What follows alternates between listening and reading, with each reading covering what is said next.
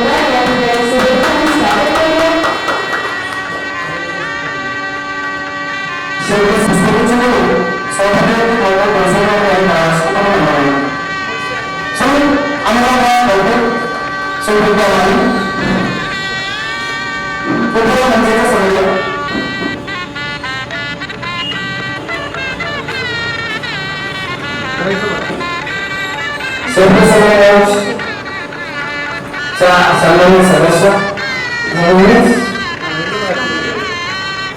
त्यांचं सरकार असतं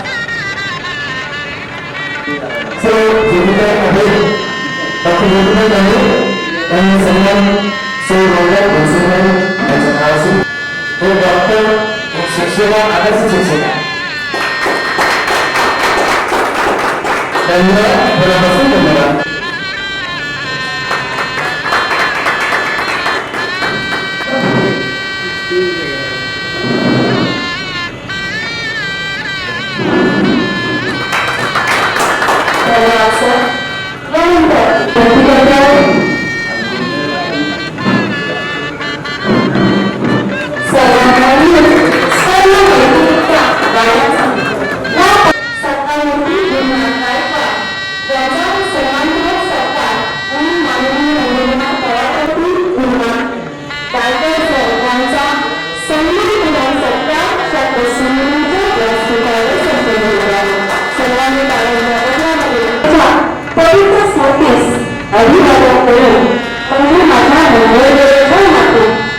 जन्मलेली सर्व व्यक्तिमत्व या ठिकाणी व्यासपीठावर उपस्थित मान्यवर म्हणजे या मातीत जन्मलेली अशी थोर व्यक्तिमत्व जी आज आपल्याला कोरोना महामारीच्या काळामध्ये प्रत्येकजण देवापुढे हात जोडून उभं होतं. त्या देवामध्ये कोण होतं म्हणताना आमच्या ज्योतिताई होत्या. रात्रंदिवस म्हणजे या ठिकाणी देव म्हणून लागलेले डॉक्टर्स, पोलीस आणि या पोलिसांच्या जवळ जाऊन म्हणजे मी शिक्षिका म्हणून सांगत नाही अभिमानाने त्या ठिकाणी, पण ती माझा प्रत्येक शिक्षक बांधव त्या ठिकाणी घरोघरी फिरून देवदेव सर्वेक्षण करत असताना त्यांना दिलेलं ते मनोबल त्या ठिकाणी त्या प्रत्येकात देव दिला होता. म्हणून म्हणतो तो देवळात टाको, देव माणसात आहे. तो आपल्याला या काळामध्ये समजून दिलेला आहे. आणि उद्घाटक म्हणून त्या ठिकाणी ज्योतिताई पाहत्या पवारगड राहते अवतारीचे पाहते त्या ठिकाणी त्या व्यासपीठावर आज सगळे देवच अवतरलेले आहे असं खूप सुंदरपणाने या ठिकाणी सांगावं वाटतं.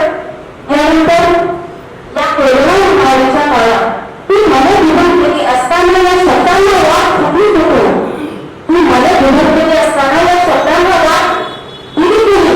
त्या शब्द संदेहाची ही ऑफलाईन कार्यक्रम नसताना ऑनलाईन कार्यक्रम नसेल या ठिकाणी नवोदित कलावंतांना या ठिकाणी ऑनलाईन कार्यक्रमाच्या माध्यमातून सुरू ठेवण्यात आले, ज्यामध्ये माझ्या या ठिकाणी सहभागी झालेले पांडव थाळी सर असतील आणि केदार सर असतील, धनंजय माने सर असतील, हरिप्रसाद डोंगर सर असतील, रमेश निकम यांचे मायक्का देवी ज्वेलर्स 9160 हॉलमार्कचे दागिने तयार मिळण्याचे मंगळवेढ्यातील प्रसिद्ध ठिकाण मायक्का देवी ज्वेलर्स, नवरंग चौक, मंगळवेढा.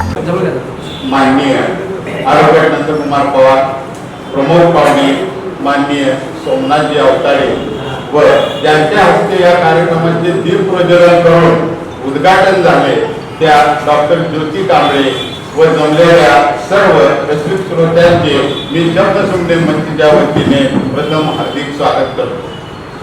शब्दसुमने मंचला आज 16 नोव्हेंबर 2021 रोजी 1 वर्ष पूर्ण होत आहे. त्याचे औचित्य साधत शब्दसुमने मंच आज आपला वर्धापन दिन साजरा करत आहे. शब्दसुमने मंचची स्थापना ही काही योगायोगाने झालेली नाही.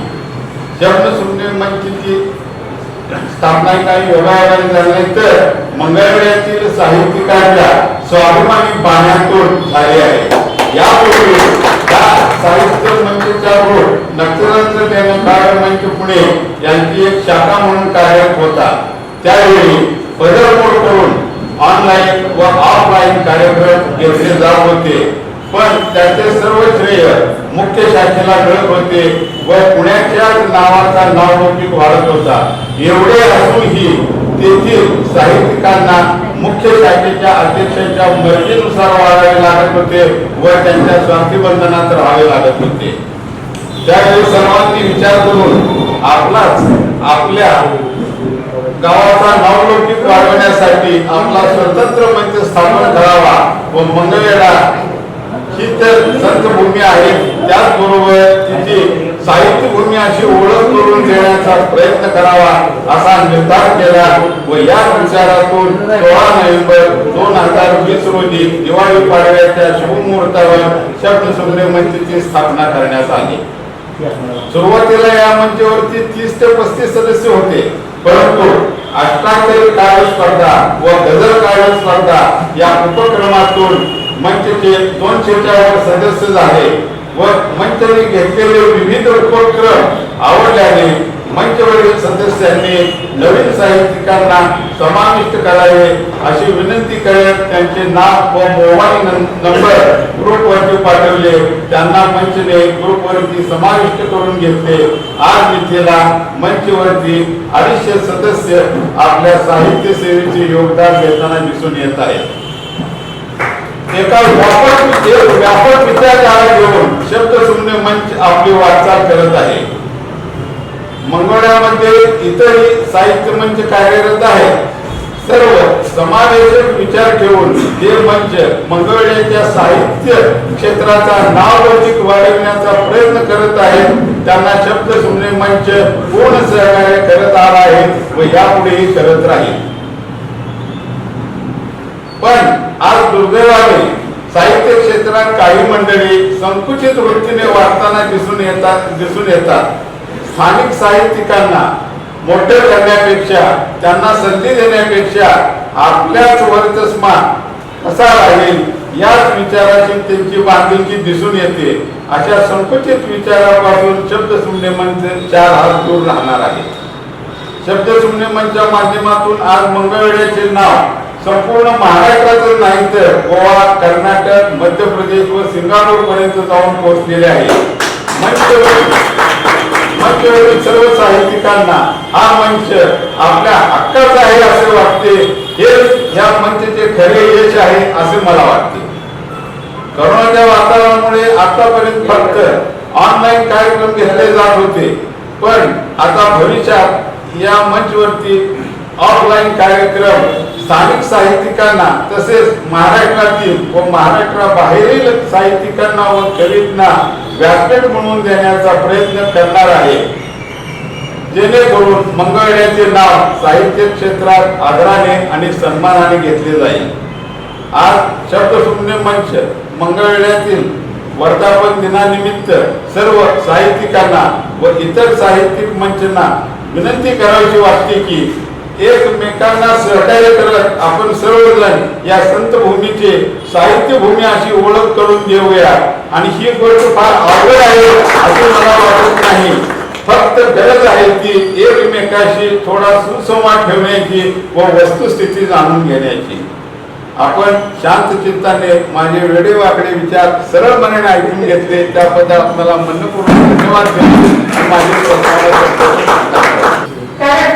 कवीच्या हक्काचं सन्मानाचं व्यासपीठ मंगळवेढ्याच्या नदीत मानाचा सन्मानाचा कविवर्गासाठी त्यांच्या कवितेला शब्दसुमने काव्य मंचातून व्यक्त होण्यासाठी हक्काचे व्यासपीठ गगनचुंबी उंच जाणारी वेळ ज्याने दिली ती शब्दसुमने मंच.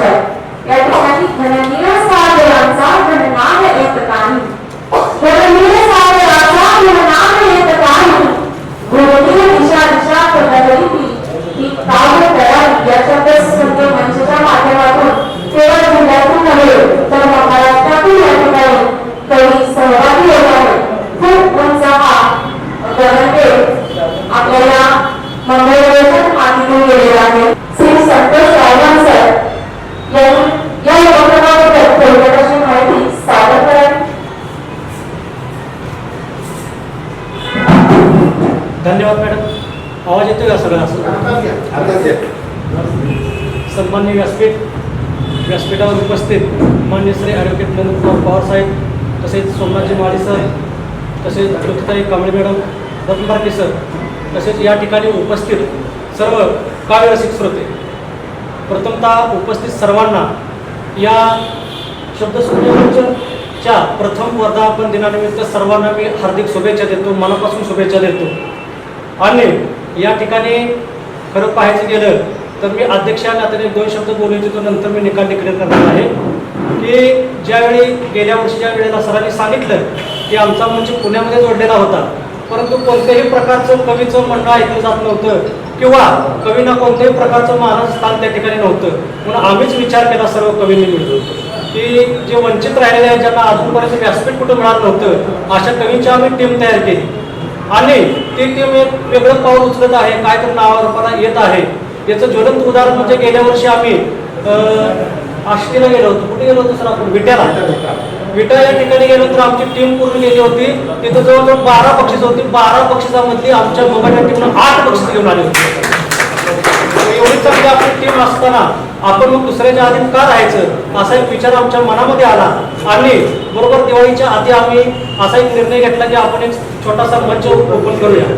मग सुरुवातीला आम्हाला नाव काय ठेवावं हा प्रश्न पडला होता. जवळजवळ 15 दिवस आमच्या नावामध्ये गेले आणि सर्वांना म्हणते शब्द सुमने मंच मंगळा हे नाव आम्ही सगळ्यासमोर डिक्लेअर केलं. आणि सुरुवातीला आमचे 8 सदस्य होते, त्यानंतर 30-35 होते, 35चे 100 झाले, 100चे 200 झाले आणि जवळजवळ आता 250 सभासद या शब्द सुमने मंचवरती काम करत आहेत.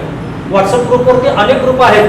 व्हॉट्सअपवरती आपण पाहतो, काही बघत पण नाही, काही पण करतो, पण आमचा ग्रुप असा आहे की त्या ठिकाणी कोणत्याही प्रकारचं वेगळं मेसेज येत नाही. स्वलिखित काय असेल तेच येतं, स्वतःचं काय असेल त्या ठिकाणी येतं. बाकी गुड मॉर्निंग, गुड नाईट किंवा इतर ह्याचा वाढदिवस त्याचा वाढदिवस कुणाचाही अध्यक्षांच्या वाढदिवसाचा सुद्धा त्या ठिकाणी कोणतीही इमेज त्या ठिकाणी पाठवली जात नाही. फक्त साहित्य आणि साहित्याला दाद दिली तरी चालते. अशा प्रकारचा हा मंच आम्ही या गेल्या वर्षीच्या दिवाळीमध्ये स्थापन केला. आणि सगळ्यात महत्वाची गोष्ट की मी या ठिकाणी बसतोय, अध्यक्ष म्हणून बसतोय.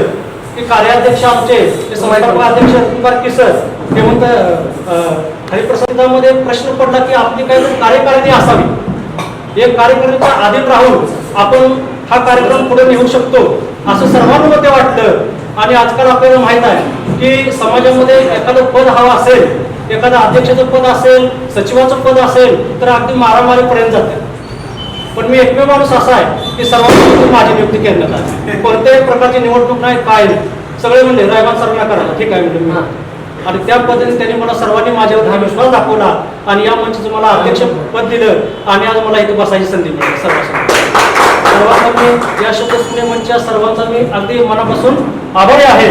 आणि या पद्धतीनं एक असा उपक्रम, हा मंच तर ओपन केल्यानंतर असा प्रश्न होता की हा मंच नुसता ओपन करायला नाही तर सर्वांना कामाला लावायचं, सर्वांना कामाला लावायचं म्हणजे सर्वांना लिहितं करायचं. या मंचचा आमचा पूर्णपणे मुख्य उद्देश होता. आणि म्हणून सुरुवातीला दिवाळीच्या या प्रसंगी हा मंच ओपन केला होता. म्हणून आम्ही दिवाळी ही अष्टाक्षरी स्पर्धा या ठिकाणी सुरू केली. आणि यामध्ये जवळजवळ 199 अष्टाक्षरीच्या दिवाळी नावाच्या एका शब्दाच्या, दिवाळी नावाच्या शब्दावरती 199 कविता आल्या, ती पण 8 अक्षरामध्ये लिहिल्या गेलेल्या. हा कार्यक्रम आमचा पूर्णपणे यशस्वी झाला.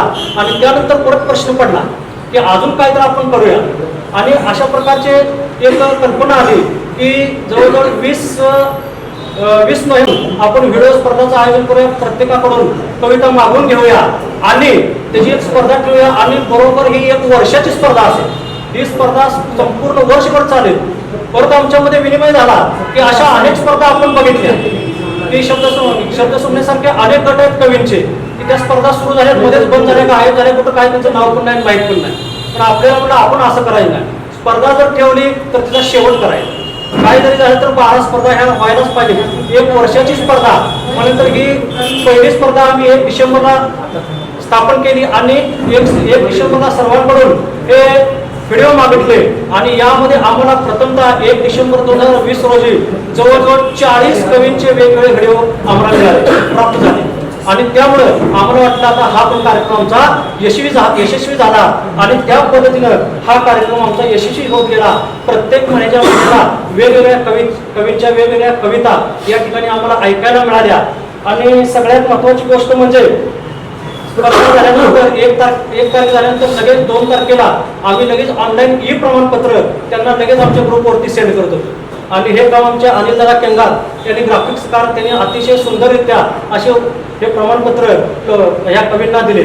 त्यानंतर सगळ्यात मुख्य गोष्ट म्हणजे ज्या आलेल्या कवी आहेत, आलेल्या कवींच्या कविता आहेत, त्या कविता संपूर्णपणे आपलं मंगळ मराठी या युट्यूब चॅनलवरती गुरुनाथ गायकवाड सरांनी अतिशय उत्कृष्ट प्रत्येकाच्या कविता अगदी महाराष्ट्राच्या कानाकोपऱ्यात ह्या पाठवल्या. त्यांचंही या मंचाच्या वतीने मी आभार मानतो. अशा पद्धतीनं हा कार्यक्रम पूर्णपणे हा सर्वांच्या अधीन राहून या ठिकाणी संपन्न झाला. आज आम्ही ग्रुपवरतीच सांगितलं होतं की आजच्या या कार्यक्रमामध्ये आम्ही निकाल डिक्लेअर करणार आहोत. कारण 1 डिसेंबर 2020 ते 1 नोव्हेंबर 2021 या कालावधीमध्ये हा व्हिडिओ काव्य स्पर्धेचा कार्यक्रम चालणार होता. आणि 1 नोव्हेंबर 2021 रोजी हा पूर्णपणे संपन्न झाला. 12 महिन्याचा कार्यक्रम या ठिकाणी संपूर्ण झाला. या कार्यक्रमासाठी, या स्पर्धेसाठी परीक्षक म्हणून लागले होते की प्रत्येक स्पर्धा झाल्यानंतर त्या परीक्षकाकडे आम्ही या कविता पाठवत होतो. आणि ते स्पर्धेसाठी 3 परीक्षक दर महिन्याला आम्ही नेमले होते. आणि त्यांचं 3 प्रमाणपत्र 3 गुणपत्रक आली. त्यानंतर 3 गुणपत्रकाचं 1 गुणपत्रक करून आम्ही या शब्दसंधी मंचवरती पाठवत होतो. त्या पद्धतीनं मी त्यांचं अवश्य नाव घेतो की त्यांनी या स्पर्धेसाठी परीक्षक म्हणून काम केले. गजलकार शांताराम हिरवाळे पुणे यांनी हे काम पाहिलेले आहे. तसेच हेमंत सर मुंबईला, तसेच कवी अनिल केंगार सर सांगोला, तसेच कवयित्री विद्याताई माने मुंबईला, तसेच कवी हरिप्रसाद देवकर मुंबईला, कवी केशव डफरे नागपूर, तसेच धनंजय माने मुंबईला व मंगलताई बनसोडे मुंबईला. या सर्वांसाठी आता जोरदार टाळ्या होत्या. कारण 12 महिने या सर्व कवींनी अगदी मन लावून परीक्षण केलं आहे आणि त्याचा निकाल या ठिकाणी माझ्या हातामध्ये आलेला आहे. प्रथमतः उत्तेजनार्थ क्रमांक सानिका पत्की पनवेलच्या यांना 187 मार्क पडलेले आहेत. 240 मार्काची स्पर्धा होती. प्रत्येक महिन्याच्या या कवींसाठी 20 मार्काचं गुणांकन होतं. 20 पैकी त्यांना गुण पडलेले एकूण 12 महिन्याचे गुणांकन आहे. उत्तेजनार्थ 5वा नंबर आहे सानिका पत्की पनवेल 187 मार्क पडलेले आहेत त्यांना. तसेच उत्तेजनार्थ 2रा नंबर आहे सुजाताताई डोंबाळे बिदर कर्नाटक, त्यांना 188 मार्क पडलेले.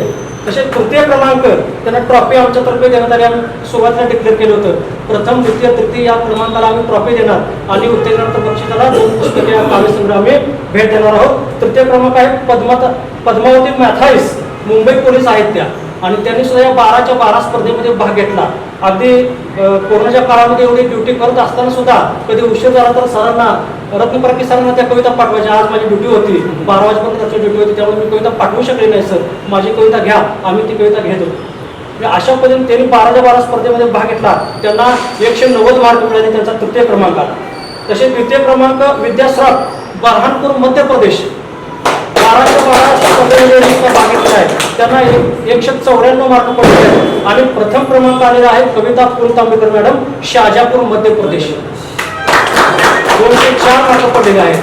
यावरून आपल्या लक्षात आलं असेल की एकूण 72 कवींनी या कवीमध्ये सहभाग घेतला होता.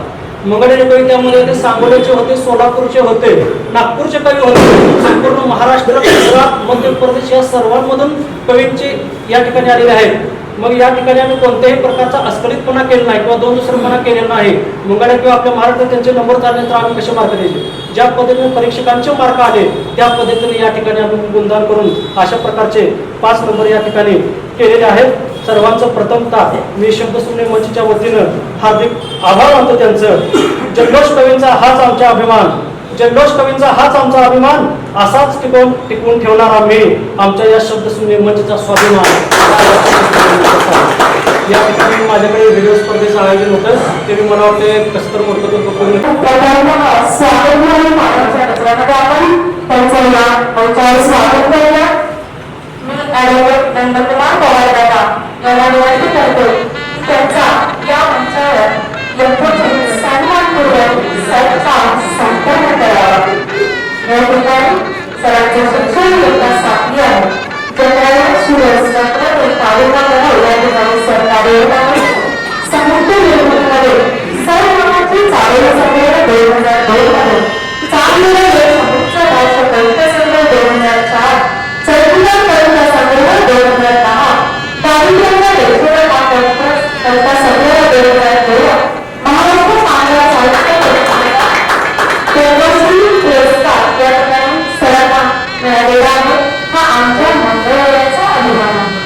रमेश निकम यांचे मायक्का देवी ज्वेलर्स 9160 हॉलमार्कचे दागिने तयार मिळण्याचे मंगळवेढ्यातील प्रसिद्ध ठिकाण मायक्का देवी ज्वेलर्स, नवरंग चौक, मंगळवेढा.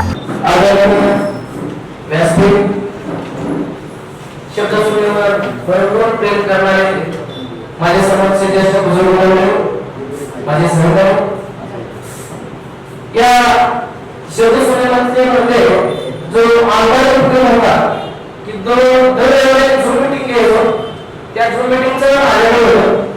तर ते कशा पद्धतीने थोडं शिक्षण करतो. शब्दसुनेचं म्हणलेलं आज या आपल्या सगळे सर्वांना मला मनापासून खूप आवडतो. शब्दसुने स्थापनेचा मुळात उद्देशच नव्हता की नवनिर्मात्यांना प्रोत्साहन देणे, त्यांच्या कलागुणांना वाव देणे. गेल्या 1.5-2 वर्षाच्या कोरोना काळात साहित्य संमेलन घेणे, एकमेकांना भेटणे अशक्य होतं. या काळात कोणत्याच कलेला फारसा वाव मिळाला नाही. पण या मंचने ऑनलाईन उपक्रम राबवून सर्वांच्या कला जिवंत ठेवण्याचा व त्यांना प्रोत्साहन देण्याचे कार्य केले. वर्षभर ऑनलाईन उपक्रमाद्वारे सर्वांच्या संपर्कात मनोरंजन करण्याचे काम या मंचाने राबवत होणार नाही. अशाच ऑनलाईन उपक्रमाचा घेतला जाऊन आपल्या समोर मांडत आहे. ऑनलाईन परिसर जून महिन्यात दर ऑनलाईन परिसर आयोजित केले जाते. या संमेलनामध्ये महाराष्ट्रातील राज्यातून छान प्रतिसाद मिळतो. नवनवीन दर्जाचे विद्यार्थी सादरीकरण तेवढेच करतात. हरिभाऊ स्वतंत्र भोसले ह्या या उपक्रमाला सुरू केले. यामध्ये नवनवीन प्रकारांना प्रोत्साहन देण्याचे कार्य करत आहोत. ते करत असताना माझ्या प्रकारांचे मार्गदर्शन वेळोवेळी आयोजित केले जेणेकरून लेखन सादरीकरण पूर्ण होईल. या दरम्यान ऑनलाईन कार्यक्रम आयोजित करून लेखनाबरोबरच गायन करण्याची जोपासना झाली. या व्यवस्थेचे आयोजन केले होते. यामध्ये हिंदी मराठी चित्रपट गीत गायन तसेच एकाच आपण बरोबर असे आध्यात्मिक गायनासाठी गायनाचा प्रयत्न केला.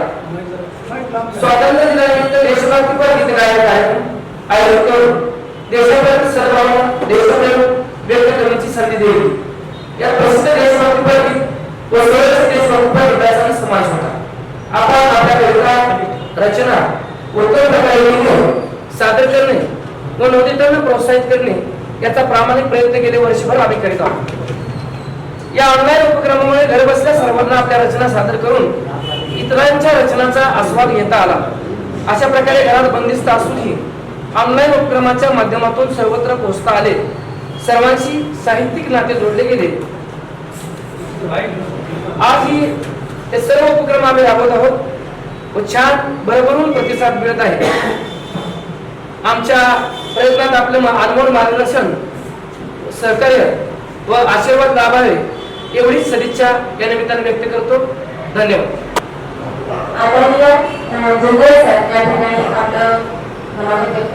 आदरणीय व्यासपीठाला विनंती माझी की आमचे कविराज काय शिवाजी सातपुते सर, म्हणजे मला आडनाव माहिती आहे पण सगळंच नाव घ्यायचं होतं मला. शिवाजी सातपुते सर कोरोनाला आजारी होते. अतिशय मला वाईट वाटलं. मी आथणीमध्ये होतो आणि माझ्या डोळ्यात पाणी आलं. आमच्या इंद्रजित गुलेने एक व्हॉट्सअपवर एक संदेश दिला होता की तसं शिवाजी सातपुते गरीब आहे परिस्थिती आणि माझी इच्छा झाली आथणीमध्ये, पण मी आथणीमध्ये मनीषाच्या घरात आणि माझी त्यांना काहीतरी फुलाची पाकळी म्हणून मदत करायची इच्छा झाली पण मी करू शकलो. आज या दिवशी मी त्यांना त्या व्यासपीठांच्या हस्ते 5,000 रुपयाची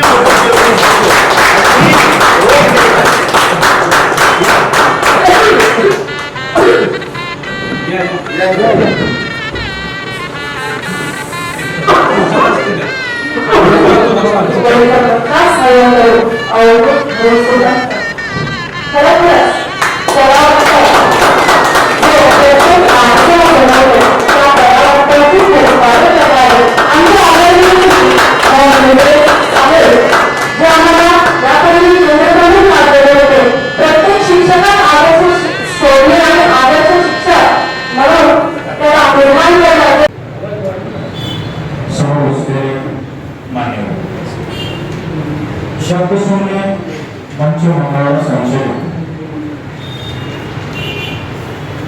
गेल्या वर्षापासून बऱ्याच उपक्रमाची नांदी या ठिकाणी आयोजित केली गेली.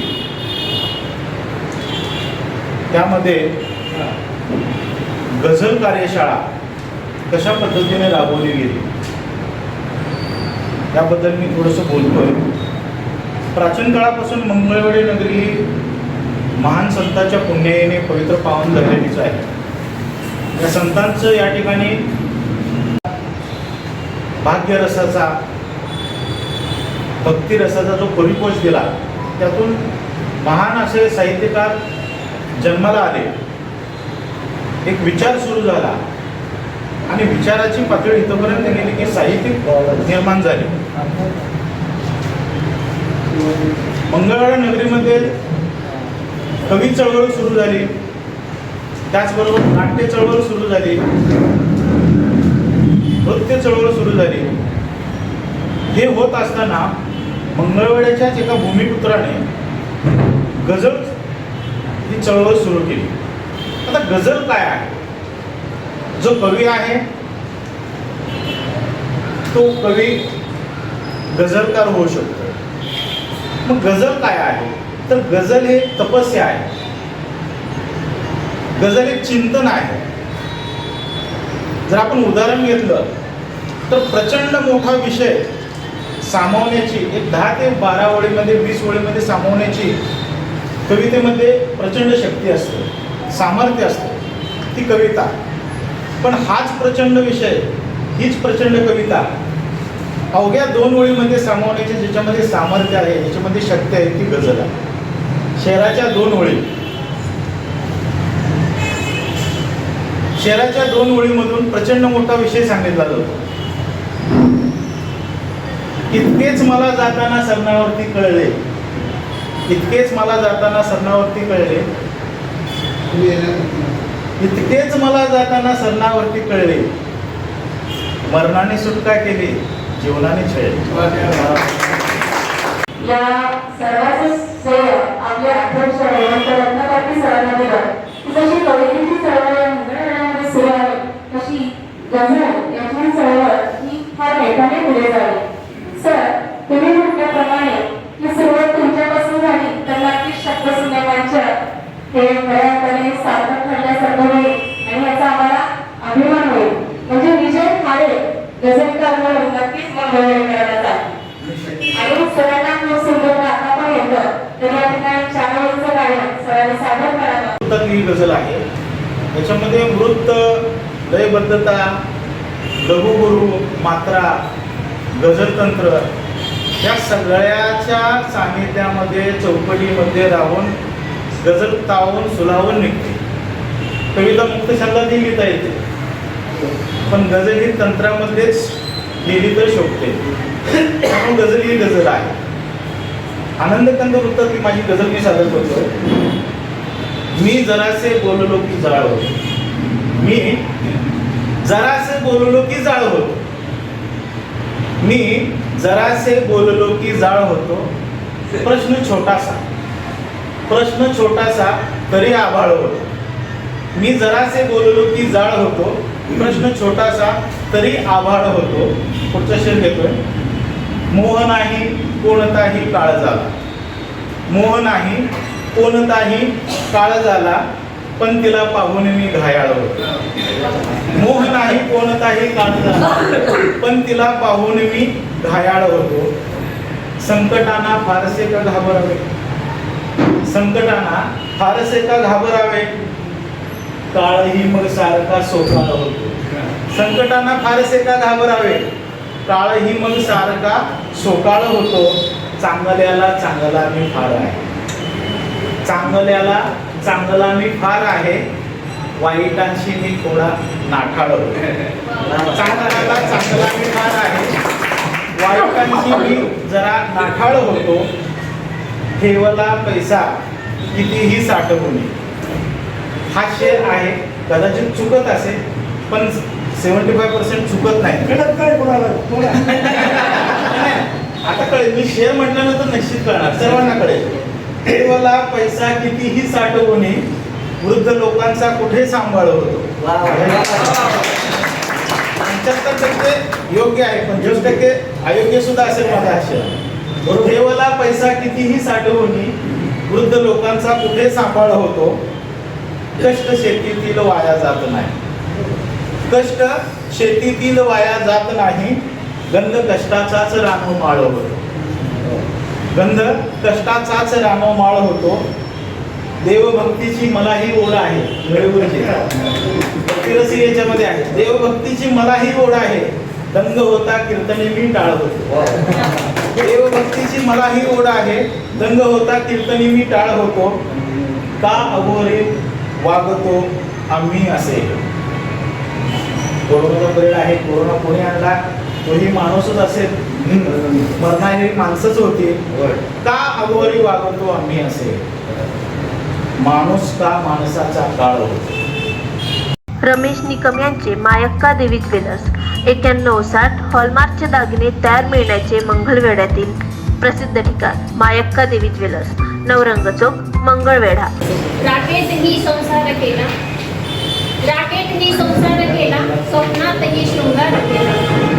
राकेतही संसार केला, स्वप्नातही शृंगार केला. पैसा म्हणून मी धोक्यास धोका, मी याचनांचा बाजार केला. मी नको ते चिंता, नको ते भीती, नको ते चिंता, नको ते भीती, मी यातनांचा सत्कार केला. मी यातनांचा सत्कार केला. तर मी व्यासपीठावरील वर्धापन दिनानिमित्त इथे उपस्थित असलेल्या सर्वांचे मनपूर्वक स्वागत करते. या ज्या मिळालेल्या आमच्या अनुभूतीतून हा मंच आम्ही स्थापन केलेला आहे, जे की वेगवेगळे उपक्रम आम्ही या मंचवरती राबवत असतो. माझ्याकडचा विभाग आहे अष्टाक्षरी, चारोळी आणि गझल उपक्रम. गेल्या वर्षी दिवाळीमध्ये जी सुरुवात झाली ती अष्टाक्षरीने झाली. अष्टाक्षरी म्हणजे काय असते हेच कुणाला माहीत नव्हते. या अष्टाक्षरीचे नियम आणि जे असणारा क्रम हे आम्ही सर्व माहिती त्यांना प्रत्येकाला प्रत्येकाच्या व्हॉट्सअपवरती पर्सनल सांगून जे लिहिण्यासाठी प्रेरित केले. यातून या जे सहभागी झालेले आहेत ते 199 लोकांनी म्हणजे साहित्याने यात सहभाग घेतला. त्यातून 3 नंबर काढले आणि 3 उत्तेजनार्थ काढले, असे 6 नंबर आम्ही काढले आणि त्यांच्या या साहित्याला प्रेरित करण्यासाठी त्यांना ट्रॉफी आम्ही पोस्टाने आणि कुरिअरनेही पाठवली. तसेच प्रत्येक साहित्यिक हा जगला पाहिजे आणि त्यांनी प्रत्येक आपल्या साहित्याला एक प्रकारची नवीन उर्मी त्यांच्यामध्ये निर्माण केली पाहिजे. मी पहिलीच महिला असेल की आदरणीय हेमंत रत्नपारखी सर यांच्या मार्गदर्शनाखाली मी सुरुवात केली. त्याकडे आपण जसं अभिमानाने सांगत होता तसं माझ्यातलाही अभिमान असा एक रोमांच माझ्यामध्ये अशी जागे झाले. कार्यक्रमाची थोडक्यात माहिती सांगितली मी.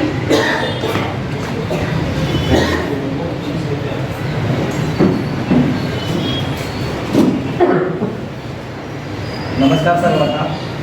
व्यासपीठावर उपस्थित मान्यवर आणि समोरवरती मार्गदर्शक मायबाप आणि उपस्थित कवी कवयित्री तुम्हा सर्वांचे शब्दसंगीत मंगळवेढा या आमच्या साहित्य ग्रुपच्या पहिल्या वर्धापन दिनाच्या कार्यक्रमात तुम्हा सर्वांचे मनपूर्वक स्वागत करते.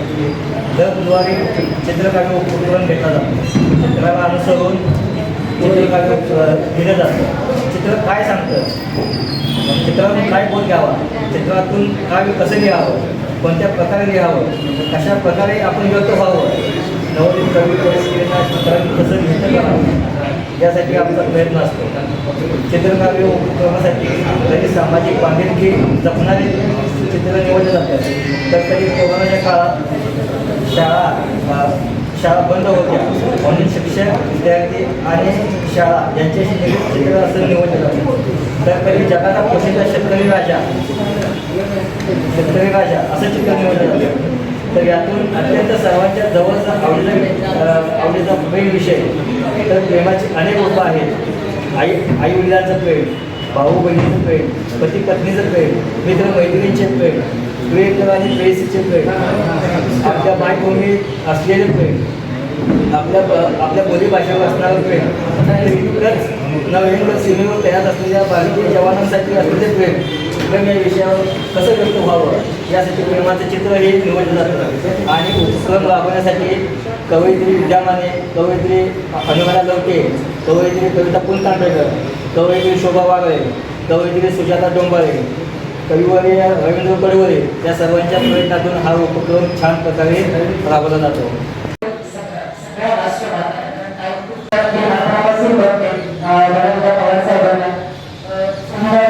सोमनाथ सर तुम्ही मला थोडंसं गॅप पडल्यामुळे एवढ्या माहिती दिली.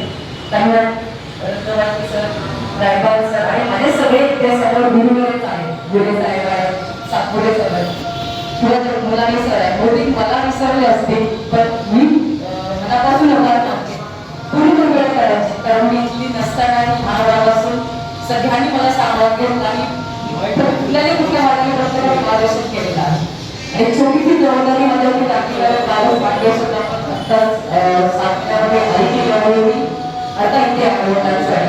आणि त्यानिमित्ताने तुम्ही हे केलं, त्यामुळे मदत नाही बनू शकत. मी नेहमी समजते की ज्ञानी नाही, ऋणी आहे समाजाची, आयुर्वेदाची आणि या जीवनाची. त्याच्यामुळे करायला मी महत्त्वाची मदत जाहीर करते. ते अकाउंट दिले साहेबांची हा ईश्वर सातपुरे साहेबांची, कारण की खूप लहान सुद्धा ते बिमारी अंगामध्ये बोलले साहेब, सातपुरे साहेब, मी खूप छोटी होते सर आणि बोलायचं खूप काही आहे, कारण आरोग्यावरती बोलायचं असतं. आणि माझी ओळख म्हटलं तर मी आत्ता जे मंगळवेढ्यामध्ये रहिवासी झाले. MBBS MD मी 2014ला कम्प्लीट केलं. आता मी 2014 पासून जर्मनीमध्ये आहे. जसं वास्तव माझं चंदीगडला यायचं कायदा महाराष्ट्र आहे. 4 माझे डॉक्टर आहेत, बाकी कलावंतांमध्ये आहेत. आणि दुसरी मेन गोष्ट की आता ही महामारी आहे, त्याच्यामध्ये एक छोटेसं 40 शरीरात खूप काही बोलायचं आहे. त्याच्यावरती वेगळा मला स्त्रियांबद्दलचा लास्ट रत्नवाटी साहेबांनी जस्ट कार्यक्रम अरेंज केला होता, त्यावेळेस मला रिक्वेस्ट होती. आत्ताच्या स्त्रियाबद्दल म्हणजे आजार आहे तो कार्यक्रम खूप वेगळा कम्प्लीट होतो. आता मला असं वाटतं की कोरोनाचं म्हणजे अजूनही कुठे कुठे केसेस आहेत महाराष्ट्रामध्ये. फंगसचं मला जास्त आढळून आलं तुमच्या साईडला होतं. माझ्या कंट्रीमध्ये अजून पुन्हा पार्सल लॉकडाऊन होते आता 2 महिन्यानंतर. तर व्हिटॅमिन ईची खूप गरज आहे. व्हिटॅमिन ई आपण खूप नॉर्मल समजतो, कारण म्हणजे ॲलर्जीमुळे होणारे आजार आहेत किंवा छातीचे आजार आहेत, हे होणारा खोकला आहे, त्याच्यामध्ये आपण आणि व्हिटॅमिन ई म्हणतात ते खूप हेवी वाटतं. या ठिकाणी आपण म्हणालात की माझ्या आईचं स्वप्न मी आज पूर्ण केलेलं आहे. प्रत्येक आईचं स्वप्न हे तुमच्यासाठी एक चांगलं व्यक्तिमत्व निर्माण होणं ही काळाची गरज, हे तुम्ही तुमच्या भावनेतून सांगितलं. खरंच तुम्ही म्हटलात परदेशी शिक्षण घेऊन सुद्धा आपल्या मातीशी आपली नाळ प्रेमाची कशी घट्ट आहे आपल्या मनोगतातून व्यक्त केली. जाता जाता दादांना पण सांगितलं. या ठिकाणी या सगळ्यांच्या जे आपल्याला आजच्या कार्यक्रमाचे प्रमुख पाहुणे आज या ठिकाणी शब्द सोने मंचाच्या पहिल्या वर्धापन दिनाच्या निमित्तानं व्यासपीठावर उपस्थित नंदकुमार पवार दादा, डॉक्टर ज्योतिताई कांबळे, रत्न पाटील साहेब, तसेच रायवान सर, या ठिकाणी उपस्थित सर्व साहित्यिक असतील, रसिक असतील, माताभगिनी असतील, साहित्यप्रेमी सर्व या ठिकाणी साहित्यप्रेमी असतील. खऱ्या अर्थानं आज या ठिकाणी वर्धापन दिनाच्या निमित्तानं आपल्याला पहिल्यांदा मी मनापासून अशा शुभेच्छा देतो व या वर्धापन दिनाच्या निमित्तानं एवढं सांगतो की आपल्या या सदस्यने मंचाला 1 वर्ष आजपर्यंत झालं. त्या 1 वर्षानं म्हणजे संपूर्ण जग आपलं कोरोना महामारीत या ठिकाणी आपण सर्वजण कोरोना महामारीतून जात होतो आणि अशा महामारीतून या ठिकाणी आपला मंच स्थापन झाला. 1 वर्ष पूर्ण झालं. आपण या ठिकाणी ऑफलाईन कार्यक्रम 1 वर्षामध्ये घेऊ शकलो नाही, परंतु 9 कलाकारांना 9 साहित्यिकांना आपण या ऑनलाईनच्या माध्यमातून अनेक उपक्रम या ठिकाणी आपल्या या शब्द सुमन मंचाच्या माध्यमातून आपण लावले आणि 9 कलाकारांना या ठिकाणी चांगल्या प्रकारचं व्यासपीठ आपण ऑनलाईनच्या माध्यमातून उपलब्ध करून दिलं. त्याबद्दल रत्न पाटील सर असतील, रायबाल सर असतील, देवकर सर असतील, खाडेसाहेब असतील, आपल्या सर्वांचं मी पहिल्यांदा मनापासून धन्यवाद देतो, आपला आभार मानतो. व या ठिकाणी आजच्या कार्यक्रमाच्या निमित्तानं आम्हाला बोलवलं. माझा देखील या ठिकाणी आपण बेस्ट सभापती म्हणून मला पुरस्कार मिळाला, त्याबद्दल माझा सत्कार केला, त्याबद्दल आपलं मनापासून आभार मानतो. व या ठिकाणी आपण ज्या उद्देशानं हा मंच स्थापन केला आहे तो उद्देश या ठिकाणी सार्थ व्हावा ही ईश्वरचरणी या ठिकाणी विठोबाचरणी दामणी पंतांचरणी प्रार्थना व्यक्त करतो. व या सर सगळ्यांची नावं घेण्यासारखे आपण सगळे उपयोग, त्यामुळे वेळ झाला की नावं घेऊ. खरे सर मी 4-5 साली 2004-5 साली पुण्याला राहिला होतो. तिथलं सगळं हे करून मला आणि वेळ मोकळा असायचा. माझ्याजवळ गाडी होती स्प्लेंडर आणि मी पुण्यातला कार्यक्रम अटेंड करायचो 2 वर्ष. मला साहित्य ज्यावेळेला 82 साली आम्ही इथे साहित्य मंडळ स्थापन केलं होतं मंगळवेढ्याला, त्यावेळेपासून चालू आहे. तर तुमचं ऐकताना मला वाटलं मी पुण्यामध्ये आहे. मला सांगतो तुम्हाला, हे मला झाकलं आणि माहीत नव्हतं. मी एवढं ऐकून होतो खाडे नावाचा एक चांगला दिग्दर्शक ते पटकला लेखक वगैरे हे सगळं मी ऐकलं होतं, पण एवढ्या ताकदीचं ऐकून हे माहीत नव्हतं मला. आता आपण भेटू विद्याताई, मी आता आपली प्रस्तावना वाचली ते आपल्या, आणि मला MA मराठी आहेत का माहीत नव्हतं. आपण हे लिहिलेलं पुस्तक, त्याची प्रस्तावना आहे, हे सगळं मंगळवेढ्यामध्ये आज साहित्याला सुगीचे दिवस आलेले आहेत. गंमत काय झाली, आमच्या राजकारणामध्ये प्रत्येक पक्षात 5-7 राजकीय गट असतील, एका पक्षात घरात कसं असते तसं गटबाजी, आणि हे सगळ्या गटबाजी मान्य नसताना पुन्हा आणखी एक 8वा पक्ष. ही परिस्थिती साहित्यात होऊन द्यायला नको.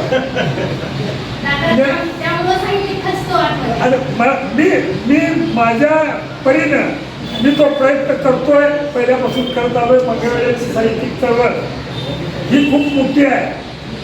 आमचे जाधव सर शब्दकळाचे किती, तुम्ही जर सगळे नीट बघितलं, आमचे फुले सर त्यांच्या कादंबऱ्या, मंगळवेढ्यामध्ये आपण मंगळवेढ्याला राहतोय, सदाशिव पेठेत राहत असतो, तर आपलं साहित्य सगळीकडे गाजलं असतं. ते गाजत नाही. आपण गझलबद्दल खूप चांगलं बोललो. आम्ही 83-84 साली गझलचा विषय काढला होता. आपल्या भटांनी आम्हाला पाठवलेले होते साहित्य. तो मराठवाडा विद्यापीठाला संदर्भासाठी म्हणून वापरला गेला होता. मी आपल्या चित्रात दिली. मला गझल इतकी आवडते पहिल्यापासून, बरीचशी लोक आहेत मला. म्हणून मी ह्याला सांगितलं की पुण्याला गेलो होतो आमच्या मोकळं 2000 पुस्तकाच्या प्रकाशनासाठी. मी मोकळं बोलतो, विषय घडून बोलत नाही होता. तिथे गेल्यानंतर गंगाप्रीत एक्सप्रेस म्हणणार, तिथं तांबे म्हणून एक कवी आले होते, आणि मी असं साहित्याबद्दल काय ते बोलताना मी नावं म्हणलं, तुम्ही हे लिहिताय म्हणलं, हे तुमच्या अनेक पत्नीच्या फटक्यासारखं काय म्हणलं, हे तर तुम्हाला साहित्य करताय काय म्हणलं, तुमची वगैरे गावला असेल लागत बसलो होतो, म्हणून मला थोडं कळतं आहे. मंगळवेढा असं व्यक्तिमत्व मराठी दादांनी सांगितलं की साहित्याचं